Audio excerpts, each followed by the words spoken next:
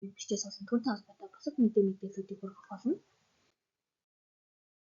Цогт монтаж гэж юм бэ гэвэл 1581 онд Чингис хааны Хатан өмгийн Баарай хошуучийн хүү болон эндээс багаасаа Монгол эцэггээ суралцсан учраас тухайн үеийнхаа боловсралтай нийгэм байжээ. Мөн тэрээр орчуулагч яруу найрагч цэргийн зүтгэлтэн хүн юм аа.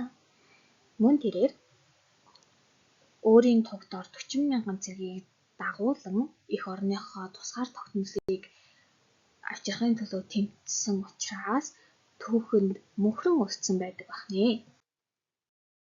За цогт монтажийн тухай Цогт тайж гэдэг кино байдаг. Үүний зохиогч нь болохоор Бямбер Эмчин байдаг. Уг кино 1945 онд бүтээгдсэн бөгөөд 2 ангитай. Тэгээд Монголын түүхэн уран сайхны кино байна.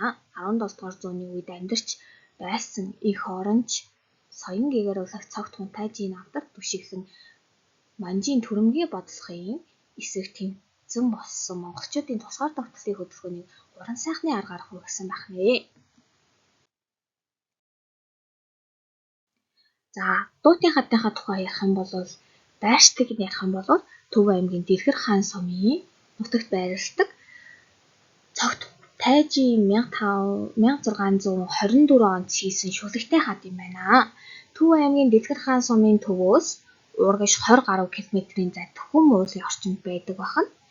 Энэ дуутын хадны бичээс нь болохоор Цогт тайж өөрийнхөө хүний нутагт бэр олоо явсан эгчигээ санан битгэрсэн учраас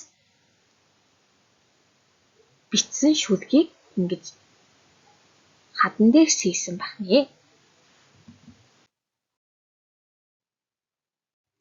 За энэ болохоор Цогт монтажийн бичсэн уг дуут хадны шүлгээс авсан хэсэг байгаа. Энэ болохоор энэ биедэнгээс золгосцвоос эгүүнээс хойш төрөх тутамдаа ихэн ганц хүүхний харилга мэт эрдэв зүйлээр туслалцах болтугай гэж байгаа. Энэний утга нь болохоор хэрв энэ насандаа уулзаж их чадваас дараа насандаа их охин мэт бие биенээ хайрлан явъя гэсэн санааг илтгэсэн байх нэ. Тэгэхээр Цогт монтаж маань ийм ихээр эгчигээ санан битгэрж байсан байх нэ. За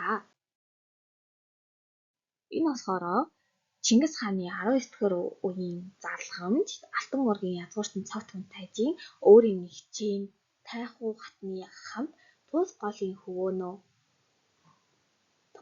хөвөөнөө халдуун зүрхийн уулын өвөрт 1601 оноос 1617 онд байгуулсан сүмийн хуулбар бүхий Монгол хотхон байгаа.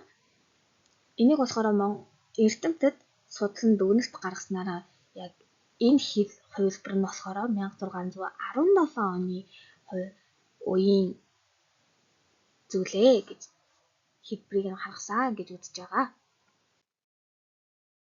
За уг виртуал хувилбарыг нь хаанаас үзэх вэ гэвэл Гуюк Metaverse гэх цахим хаяг байгаа.